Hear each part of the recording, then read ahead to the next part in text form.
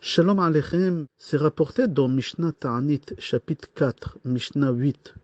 Amar Rabben Shimon ben Gamliel, Lo hayu yamim tovim li Israël ke chamisha asar be'av ou ke yom kippurim.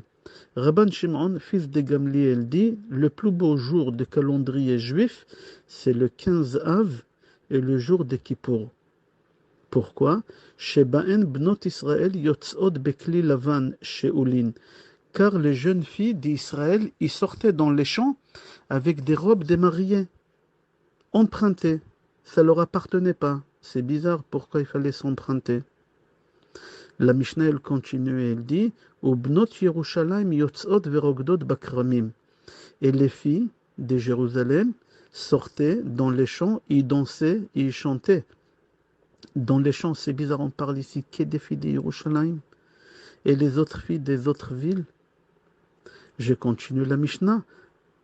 Les jeunes hommes partaient vers les jeunes filles dans les champs. Ils les voyaient chanter, danser. C'est bizarre, c'est sourd. Et les jeunes filles disaient aux garçons Bachour, sana enecha or'e ma'ata borer lecha. Al titen enecha banoi, ten enecha bamishpacha. Et là, les filles font le moral aux jeunes hommes. Jeune homme, arrête de regarder la beauté, arrête de regarder le physique, arrête de regarder tout ce qui est matériel, arrête d'être focalisé sur ça. Regarde la valeur des familles, d'où on vient, l'éducation qu'on a eue. Jusqu'ici, c'est la Mishnah. Cette fête-là, Tou Be'av, c'était une fête religieuse à l'époque des Beth Amikdash. C'était un jour de joie énorme, comme on vient de lire la Gemara. Mais de nos jours, aujourd'hui, ils ont rendu cette fête religieuse une fête laïque, qui tourne autour de l'argent et de la vulgarité. Et venez, on va développer cette Mishnah. Il faut comprendre, j'ai à peu près 9 questions sur cette Mishnah.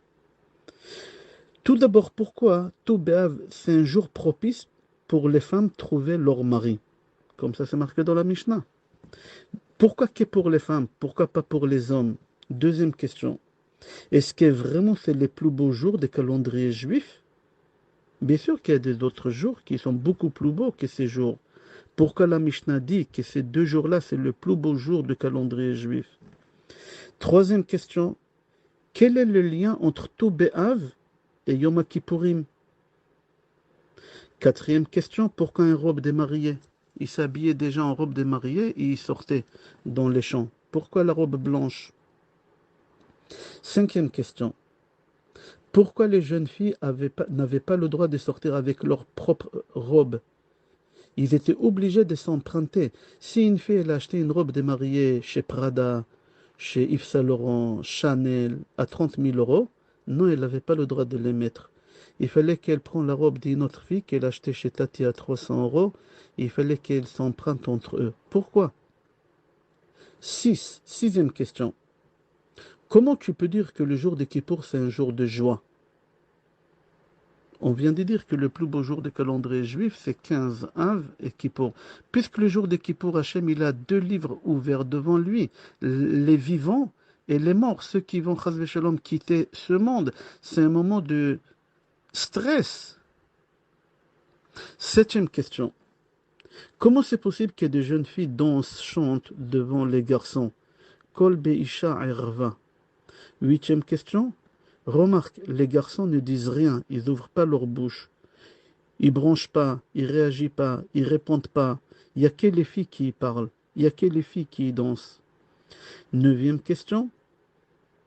Pourquoi que les filles d'Yerushalayim et les autres filles, qu'est-ce qui se passe? Et on va essayer, Be'ezrat Hashem, de répondre. Le lien entre Tou B'Av et Yom Kippourim, c'est les 2 jours qui témoignent que Hashem, il a pardonné les fautes que les hommes ont fait. Je précise bien, les hommes, ils ont fait une faute à Tou B'Av et ils ont fait une faute à Kippour. À Tou B'Av, c'était un péché qui est lié à 9 Av. Tisha B'Av, les hommes, ils ont fauté. Comment?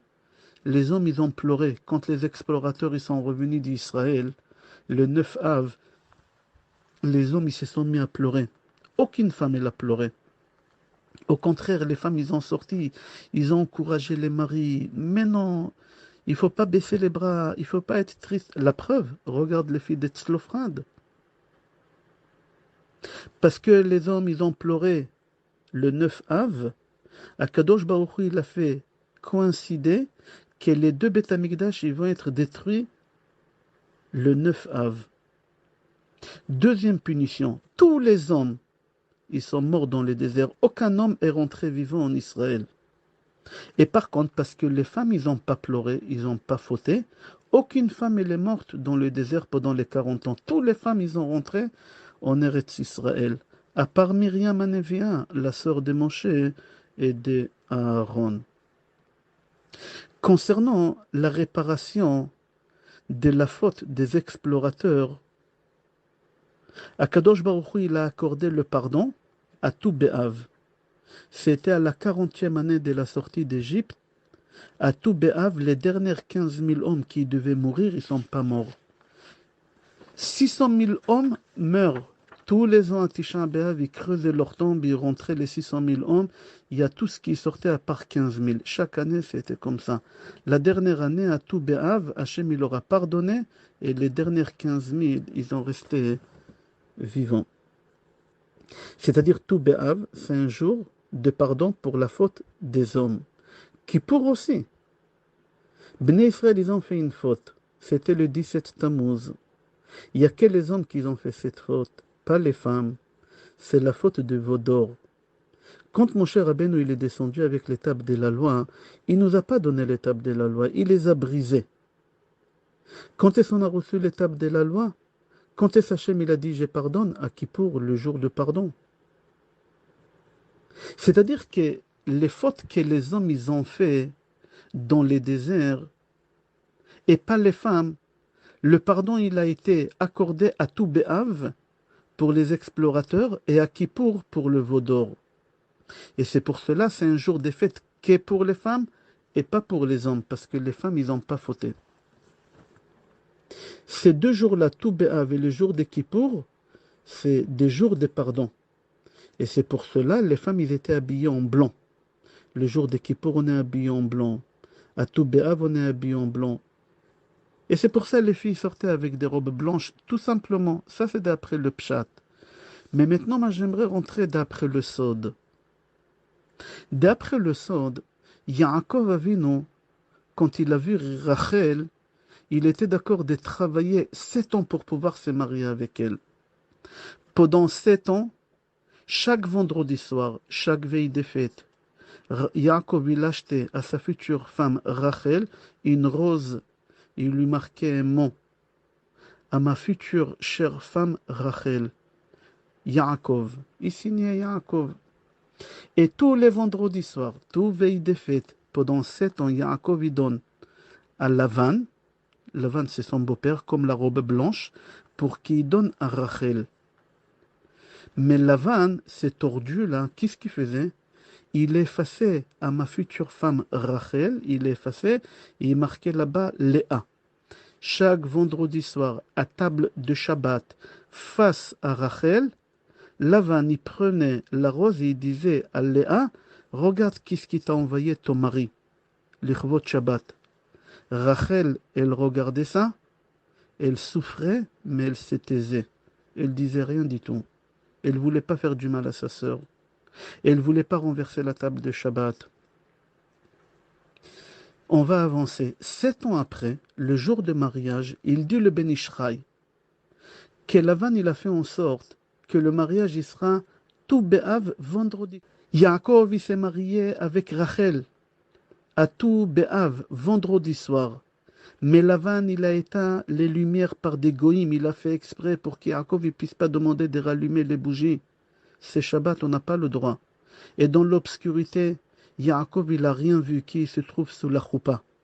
Et dans le noir, Lavan dit à sa fille Rachel, enlève ta robe blanche et prête-la à Léa. Toi, tu vas te marier avec lui plus tard, ne t'inquiète pas, mais prête ta robe. Je précise bien, prête ta robe blanche à ta sœur Léa. Rachel, elle pouvait faire un scandale. Yaakov, il était à 3 mètres. Elle pouvait crier, mais elle n'a pas voulu faire honte à sa sœur. Elle a prêté à sa sœur sa robe. Tout ça, c'était vendredi soir, tout Be'av, comme cette année. Maintenant, on va comprendre toute la Mishnah Be'ezrat Hashem. Pour réveiller chez Hashem les mérites de Rachel Imenu, qu'elle a donné son mari à sa sœur. Et pas seulement son mari, elle a donné à sa sœur. Elle a donné à sa sœur tout le peuple juif, parce que Rachel, elle savait, si elle se mariait avec Yaakov, les 12 tribus sortent d'elle. Pas seulement elle lui a donné son mari, elle lui a prêté sa robe de mariée, la robe blanche. C'était tout Béav, et c'est pour cela à tout Béav. Les jeunes filles, ils sortaient avec des robes blanches prêtées. Ils se sont empruntés. Pourquoi? Pour rappeler à Akadosh Baruch Hu qu'est-ce qu'elle a fait notre mère Rachel. Et c'est quelque chose de propice pour trouver son futur mari, Be'ezrat Hashem. Et là, Hashem, quand il voit cet acte-là, il promet à Rachel, il regarde dans Jérémie, chapitre 31, Pasuk Tetzain. Hachem, il dit à Rachel, puisque tu as fait cet acte-là, voilà le salaire que je vais te donner. Ki yesh sachar lif'ou la terre veshavu bani me'eretz oyev. Tu imagines qu'est-ce qu'elle a fait Rachel? De nature, la femme, elle est jalouse. Mais Rachel, elle a travaillé sur elle. Au lieu de faire sinat rinam, elle a fait ahavat rinam. Il y a une femme qui, elle voit sa copine, qu'elle porte l'alliance, pas dans le doigt, qu'il ne faut pas sur le bon doigt. Et elle dit à sa copine, tu sais que l'alliance, elle n'est pas sur la bonne doigt? Et la copine, elle répond, oui, c'est normal, parce que je ne suis pas avec le bon mari. Ils ont fait une statistique. Ils ont découvert que beaucoup de couples, après quelques années de mariage, les femmes, ils se disent, peut-être on aurait pu trouver mieux si on aurait été patiente. Peut-être c'est pas l'homme de la vie qu'on aurait imaginé. Ils se posent beaucoup de questions. 90% des femmes, comme ça ils ont fait une statistique dans le monde, 90% des femmes, ils ont répondu, si on va remonter le temps, derrière, on ne serait pas marié avec ce mari-là. C'est bizarre. Et quand même les femmes, ils étaient d'accord. C'est rapporté dans Gemara Sota, page Bet, Amoud Bet, et Sanhedrin, Chaf Bet, que 40 jours avant que l'enfant il est conçu, c'est-à-dire 40 jours avant que ta mère elle est partie au Mikvé, Akadosh Baruch Hu, déjà il a annoncé qui va être ton mari, qui va être ta femme, quelle date, quelle année, quelle heure, et à quelle minute il te mettra l'alliance dans ta main. Comme ça c'est marqué dans la Gemara. Alors, si c'est 40 jours avant que tu aies été conçu, viens voir, 40 jours avant qu'Hachem il a créé le monde, qu'est-ce qui s'est passé? Quand est-ce qu'Hachem il a commencé à créer le monde? C'était un dimanche 25 Elul, il y a 5782 ans. Alors, si tu vas à 25 Elul, 40 jours avant, c'est quoi? C'est tout Bé'av. C'est-à-dire qu'à tout Bé'av, Akadosh Baruch Hu, déjà, il a décidé qu'elle va être ta femme, qui va être ton mari. Et c'est pour cela on dit que tout Bé'av, c'est un jour propice pour trouver son futur mari. Je ne dis pas sa future femme, son futur mari, on va expliquer tout à l'heure pourquoi. C'est un jour propice plus pour les femmes que pour les hommes. Et c'est pour ça qu'on a fait Tikkun Ravakim et Ravakot, pour faciliter aux hommes aussi, à travers la femme. Mais seulement il faut faire très attention de ne pas être trop sélectif, trop difficile. Parce que tu peux rater ton mazal qu'Hachem il a décidé pour toi 40 jours avant que tu aies été conçu. Comme ça c'est marqué dans Gemara Sota, page bête. Caché zivugo chez la dame qui créa Tiamsouf. Je comprends pas. On a du mal à trouver son conjoint. On a beaucoup de mal. Que créa Tiamsouf. C'est bizarre. Si un Kadosh Baruch Hu, il a décrété 40 jours avant que j'ai été conçu, qui va être mon mari, à quelle date et à quelle heure, alors je ne comprends pas pourquoi c'est aussi difficile que ça. La Gemara, elle répond tout simplement. Il y a des personnes qui sont trop sélectives, trop dures, ils veulent le meilleur, peut-être le prochain, etc. Alors tu rates ton mazal, Mishoresh Nishmater. Qu'est-ce qu'Hachem il a décidé, tu peux le rater. Après, tu auras du mal à trouver quelque chose qui te convient. Pour comprendre, je vais te donner une image. Un jour, il y a quelqu'un, il est venu, il m'a demandé, Rav, est-ce que vous pouvez m'expliquer quelle est la différence entre une rencontre et un mariage? quelle est la différence entre l'époque de rencontre? Il y a une époque que tu rencontres la fille 6 mois, 7 mois, 8 mois, il ne faut pas trop tarder, sinon le mariage jamais il aura lieu, sache-le, plus tu repousses, plus tu donnes moins de chances que le mariage il aura lieu. Alors il m'a dit, quelle est la différence entre l'époque de rencontre et l'époque de mariage, quand on est déjà marié? Je le dis tout d'abord, je vais t'expliquer c'est quoi rencontre, cette époque-là que tu traverses. Je le dis pour que tu comprends, va dans le champ du blé, je veux que tu me choisisses la plus belle tige, la plus grande de taille, la plus blonde, la plus belle tige, je veux. Mais j'ai une condition, plus tu avances dans le champ, tu n'as pas le droit de faire un pas en arrière, tu n'as pas le droit de retourner, tu fais qu'avancer. Va, je t'attends. Il est parti dans le champ de blé, hein. Et dès qu'il rentre dans le champ de blé, qu'il était énorme, rempli de belles tiges de blé, il avance, quelques pas après, il voit une très très belle tige. Grande de taille, blonde, magnifique tige. Et il s'est dit, je vais la prendre, c'est celle-là. Mais après, il est indécis. Il dit, je viens de commencer, j'ai encore 4 kilomètres devant moi. Certainement, la prochaine, elle va être mieux. Et comme ça, il avance des dizaines de belles tiges. Jusqu'à qu'il est arrivé à la fin de ce champ-là, il a trouvé là-bas des tiges vieilles, grosses, tristes, mortes. Il ne pouvait plus faire marche arrière. Il est revenu me voir, il m'a dit, j'ai rien ramené. Le Rav lui a dit, tu as compris c'est quoi les rencontres? Toujours tu crois que celle que tu vas rencontrer la semaine prochaine, elle va être beaucoup mieux que celle qu'on t'a présentée aujourd'hui. Et tu vas rater. Et tu vas comme ça penser tout le temps, et à la fin, tu n'auras pas le choix de prendre que ce qu'il y a les dernières. Je lui dis maintenant, je vais t'expliquer c'est quoi l'époque de mariage. Je lui dis maintenant, tu vas dans le champ de maïs. Je veux que tu me ramènes le plus beau maïs qu'il y a là-bas. Grand, fort, comment on l'appelle en français, géant vert.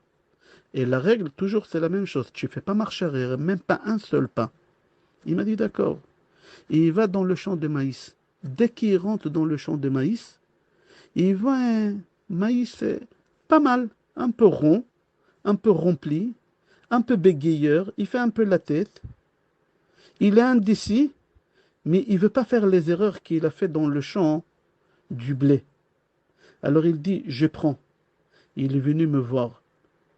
Il m'a dit, j'ai ramené un maïs, il n'est pas aïe aïe aïe, mais on peut faire avec quelque chose. Et là, je lui dis, c'est ça le mariage. Après que tu as choisi ta femme, après que tu as choisi ton mari, avec la émouna, que celui que tu l'as choisi, c'est le meilleur qu'il y a au monde, et tu n'aurais pas trouvé mieux que ça, tu vas réussir dans ton mariage. Ça, qu'est-ce qu'elle dit la Gemara, qu'on a cité tout à l'heure. Si tu es trop sélective, tu peux rater ton mazal. Et c'est dommage. Il y a une ségoula pour trouver son mazal. Et avoir des enfants, Be'ezrat Hashem, c'est d'être dans la simcha pour les femmes. Tout le temps dans la simcha, simcha. Avant le mariage, après le mariage, c'est marqué Emma Banim, c'est Mecha. Si tu veux être M, c'est maman. Tu veux avoir des enfants, la simcha. Chez les hommes, qui besimcha tetzion, qu'à travers la simcha, vous allez sortir de votre vie de célibataire et vous allez sortir de tous les angoisses, des parnassas, etc. Parfois, il y a des gens qui ont un blocage. En anglais, ça s'appelle l'akaz. Ils n'arrivent pas à trouver leur mazal, ils ne comprennent pas pourquoi, ils ont tout pour plaire. Et quand même, il y a un blocage, c'est pour cela, il faut faire attention. Peut-être on a vexé un chidour qu'on était avant. On n'a pas fait les choses comme il faut. Ça bloque beaucoup le mariage pour le futur. Alors chaque fois quand tu es en shidduch avec quelqu'un, si tu arrêtes Chas Shalom, n'oublie pas de demander des dizaines de fois pardon, pardon, pardon. Et quand tu pries, tu précises dans ta prière à Kadosh Baruch Hu, qu'est-ce que tu attends qu'il t'envoie. La Gemara, elle raconte une histoire de quelqu'un qui voulait se marier avec une voisine, qu'elle était belle, Chana, Chana. Le Rav lui a dit, c'est pas comme ça qu'il faut prier. C'est pas comme ça qu'il faut prier. Dis Hachem, si Chana elle est bien pour moi, que ça avance et qu'on se marie. Si Chana elle est pas bien, fais-la oublier. Il n'a pas voulu. En fin de compte, il s'est marié avec elle et après il a prié qu'elle meure ou que lui il meurt. L'histoire elle est longue dans la Gemara. Il faut que tu saches, chaque fois quand on te propose une chidour, souvent je vois, hein, que ce soit chez les hommes, chez les femmes, ils disent non, non, non, ça je suis fatigué, j'en peux plus. Non, il ne faut pas refuser, il faut partir, c'est important. Deuxième chose, quand on te montre une photo, la photo ça veut rien dire. Et surtout de nos jours, qui ont fait des filtres, etc. Troisième chose, quand tu sors en bguicha, en chidour, jamais tu dis non pour la première fois. Il faut voir deux fois. À partir de la deuxième fois, tu peux, comme ça, la troisième fois, déjà, tu es sûr si c'est ça, oui ou non. Le Baal Shem Tov, il dit, pourquoi quand on te propose un chidour, il ne faut pas dire non? Parce qu'il dit que sa propre fille, comme c'est dit le Baal Shem Tov, il lui a fait rencontrer trois shidduchim. Le quatrième, il lui a dit, c'est celui-là, ton mari. La fille dit à son père, papa, si tu savais pourquoi tu m'as fait rencontrer les trois autres. Il lui a dit, ma fille, parfois, à Kadosh Baruch Hu, il dit, avant que tu rencontres le bon, il faut que tu passes par 3, 4, 5 Chazvé Shalom. Il y a une réparation à faire à travers les personnes que tu rencontres, c'est pas pour rien. Avant que tu arrives au Zivug Amiti, tu es obligé. Alors, il ne faut pas négliger quand on te propose quelqu'un et tu dis non. Tu es obligé de passer par là. Le Chazon Ish dit, au moment des rencontres, si on ne fait pas attention, Shomer Negia, il faut que tu saches que ce couple, il ne va pas tenir. C'est ou le divorce, Chazvé Shalom après, ou des enfants avec des problèmes. Comme c'est dit le Chazon Ish. La valeur numérique de Ktiva Vachatima Tova, 928. Chamisha Asar Be'av. C'est la même valeur numérique. Il dit encore le Chazon Ish, il y a une seule joie dans la vie qui on dit Baruch Elohenu She'asimcha b'ma'ono. Qui on dit à Kadosh Baruch Hu, merci de nous faire fêter la fête chez toi à la maison. C'est quand? Le mariage. Chaque fois quand il y a un mariage, le mariage il se déroule dans la maison des Hachem. Chaque fois quand tu sors en shidduch avec quelqu'un, vous êtes dans un lobby. Vous croyez que vous êtes dans un lobby, mais vous êtes chez Hachem. Qu'est-ce qui se passe en bas chez Hachem? Ça se passe exactement la même chose avec vos neshamot. C'est pour ça qu'il faut faire attention des négias. Comment tu vexes Hachem? Tu es chez moi à la maison et tu transgresses qu'est-ce que je dis? Toutes les créatures qu'Hachem il a créées dans le monde, Hachem il a créé par couple. La seule personne au monde qu'Hachem il a créée seule, c'est Adam. Les animaux par couple, même les jours, dimanche marié avec lundi, mardi avec mercredi, jeudi avec vendredi, samedi avec Am Israël. On a parlé déjà de ça hier. Akadosh Baruch Hu, qu'est-ce qu'il a dit quand l'homme il est seul? Lotov et Eyot Adam Levado. Lotov, c'est pas bien. Hachem il reconnaît l'erreur, si on peut dire Chas v'Shalom. C'est pas bien que l'homme il soit seul. Le Ramban dit qu'Akadosh Baruch Hu il a créé Adam seul exprès pour faire comprendre aux hommes, parce qu'il y a des hommes qui se prennent pour Alain de loin, il y a des filles qui se prennent aussi pour Claudia Chiffon, je ne sais pas comment elle s'appelle. Akadosh Baruch Hu, il a créé l'homme seul pour lui dire, il n'y a personne au monde qui pourra t'aider à part cette femme que tu as. L'homme, il a cherché Adam, il a cherché Adam, il n'a pas trouvé Chava jusqu'à qu'Hachem, il a pris une partie de lui, une côte de lui, il l'a donnée. C'est pour ça qu'on dit, il a la côte avec les filles. Hachem, il a fait exprès pour lui faire comprendre, il n'y a personne au monde, il n'y a que celle que je te donnais. Tu peux chercher dans le monde entier, tu ne trouveras pas mieux que celle que tu as. Eshet Nehorim, la première femme. C'est rapporté dans la Gemara quand Hachem, il a ramené Chava chez Adam. Hachem, il aura célébré Choupa avec Kiddushin. Les invités, c'était des malachim. Sous la choupa, c'est Hachem qui a fait la bracha. C'est ça qu'est-ce qu'on dit aujourd'hui sous la choupa. Comme celui qui t'a créé Hachem, il t'a fait la simcha began eden mikedem avant. Hachem, il a fait un choupa avec Kiddushin à Adam et Chava. Les invités, c'était les malachim. Le messadir choupa avec Kiddushin, c'était Kadosh Baruch Hu. Hachem, il a attrapé le verre de vin dans la main. Il a fait les sheva brachot. Dans la Gemara, c'est marqué Amarav Yehuda que les témoins, c'était Michaël et Gabriel qui ont signé sur la Ktuba. La Gemara, elle te dit, homme, n'y sois pas trop sélectif. Il y a des hommes qui sont trop sélectifs. Regarde Gemara Yebamot, page Samer Gimel Amud Aleph. Là-bas, la Gemara dit, Nachit darga venasiv iteta, sak darga ou becharlach shujvina. C'est-à-dire, baisse-toi de niveau et cherche une femme. Ne cherche pas une Tunisienne blonde aux yeux bleus, ça n'existe pas. Il n'y a qu'en Suède des femmes comme ça. Arrête. Ça, qu'est-ce qu'il dit la Gemara? Nachi darga, arrête de chercher des choses qui n'existent pas. Regarde Rashi, qu'est-ce qu'il explique là-bas. Un jour, il y a quelqu'un qui l'a dit à Chazon Ish, j'ai refusé un shidur parce qu'elle était petite de taille. Elle a toutes les qualités qu'on peut imaginer chez une femme. À part la taille, elle est petite. Le Chazon Ish, il a dit, mais même un diamant, il est petit. Et ça vaut très cher. C'est une erreur. Concernant le mariage d'Yitzhak et Rivka, c'est marqué dans la Torah, dans Sefer Bereshit, chapitre 24, pasuk 67. Regarde l'ordre, comment ça doit être chez toi. Comme chez Yitzhak et Rivka. Vaikach et Rivka, vatiyelo li isha. Il a pris Rivka, il s'est marié avec elle, et après c'est marqué Vayehavea. L'amour, ça se construit. L'amour, ça se construit. Il n'y a pas le coup de foudre. Au début, c'est la foudre, et après, c'est le coup qui vient. La vision de la Torah. L'amour, il se développe qu'après le mariage. Avant le mariage, il faut qu'il y ait une grâce, il y a des points communs énormes, etc. Mais le Rabbi Akadosh Mifilt, Zichrono Livracha, dit, il faut que tu saches que le Satan ne donne pas la possibilité à un shidur qui réussit. Chaque fois quand il y a un shidur, le Satan, il est là. Parce que lui, il sait que le Mashiach, il peut venir au monde des personnes les plus simples. Alors il fait tout pour casser, pour que ça ne marche pas le shidur. Et nous, on doit être plus fort que lui. Alors, pose-toi toujours des questions. Est-ce que tu n'es pas trop sélectif? Est-ce que tu cherches en vérité quelque chose qui existe? Il y a beaucoup qui tombent dans cette piège et ils cherchent quelque chose qu'en réalité, il n'existe pas là. Il n'existe pas. Ils cherchent beau, intelligent. Ça n'existe pas, c'est que dans les romans, c'est que dans les films. Superman, c'est que dans les films. Dans la vie réelle, il n'existe pas.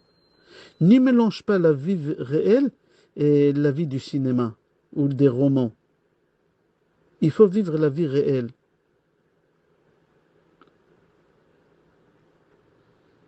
Souvent, c'est arrivé que dans des rencontres, première rencontre, non, non, non, non. Je ne veux même pas faire la deuxième. On l'a forcé, allez, la deuxième, essaye, essaye. La troisième, c'était bon, c'est exactement, c'est l'homme que j'ai cherché, c'est l'homme de ma vie, je ne sais pas comment j'ai. Les parents, ils n'ont pas le droit de se mêler s'il n'y a pas de choses qui sont euh, valables. Oui, il est tunisien, non, on veut une marocaine, non, elle est algérienne, moi je veux une tunisienne. Ça, c'est pas valable, ces bêtises-là. Non, on l'aime pas, on le trouve pas. Non, c'est pas valable, toutes ces choses-là. On n'a pas le droit de les écouter. Autre chose, c'est une mitzvah de payer le chatran ou la chatranite. Il y a des associations qui font des rencontres et Baruch Hashem, ils t'ont trouvé ta partenaire ou ton partenaire, alors il faut les payer. Ça ne bloque pas pour avoir des enfants. Après, il y a beaucoup de personnes qui avaient des problèmes à avoir des enfants parce qu'ils n'ont pas payé. Ils n'ont pas su. D'après la Kabbale, c'est comme ça. Et c'est lui qui est marieur ou marieuse, je ne sais pas comment on les appelle, les chatranim, il doit faire première chose, ils sont payés pour proposer. Il y a des gens que tu payes et ils te proposent une fois tous les 10 ans. Il faut qu'ils proposent très très souvent. Non plus toi, tu ne dois pas non plus être trop difficile, mais ils doivent proposer. Deuxième chose, ils doivent gérer après le contact, d'accord, entre toi et elle. Troisième chose, faire le contact entre les parents des deux côtés. Le rabbi de Lubavitch dit qu'il est strictement interdit d'aller dans un shidduch avec une pensée que c'est pas ça.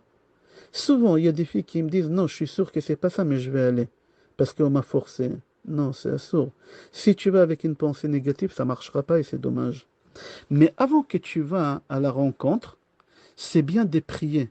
Mademoiselle, dis à Kadosh Baruch Hu, papa, je te fais confiance. Papa, je sais qu'un père, il ne pourra pas faire rencontrer à sa fille quelqu'un qui n'est pas bien. Alors je sais, si tu vas me faire rencontrer quelqu'un, je sais qu'il est bien pour moi. Alors mademoiselle, quand tu vas au Shidour, prends ton père avec toi. Prends Hachem avec toi. C'est marqué dans Shir Hashirim, chapitre 4, pasuk 8. Iti mi Levanon kala, iti mi Levanon tavoi. Hachem, il dit, ma fille, prends-moi avec toi au Shidour. Prends-moi avec toi au Shidour. Mademoiselle, si chas v'shalom, les shidduch ne marchent pas, au moins tu sais que tu vas pas rentrer seule à la maison. Il y a ton Père du ciel qui t'accompagne. Je te souhaite bracha ve'atzlacha, bsorot tovot et kol tov.